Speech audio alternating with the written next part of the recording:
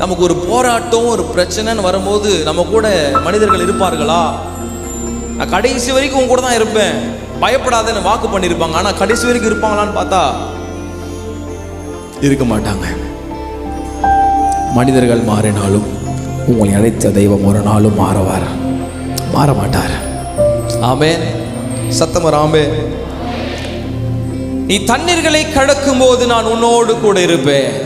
நம்ம படிச்ச இந்த தண்ணீர், இந்த ஆறுகள், இந்த அக்கினி, இது எல்லாம் எதை குறிப்பிட்டு காட்டுகிறது என்றால், மனிதர்களாகிய நம்முடைய வாழ்க்கையில் நாம் சந்திக்கிற போராட்டங்கள், உபத்திரவங்கள், பிரச்சனைகளை இது குறிப்பிட்டு காட்டுகிறது. ஆமென். சில பேர் சொல்றத நான் கேட்டிருக்கேன், தண்ணி போல பிரச்சனை ஓடுதுங்க, தண்ணி போல வருது பிரச்சனை. எப்பேற்பட்ட நிலைமை வந்தாலும் ஒண்ணு மறந்துடாதீங்க, கர்த்தர் எல்லா இடங்களிலும் உங்களை பாதுகாத்து கொண்டிருக்கிறார். ஆமென்.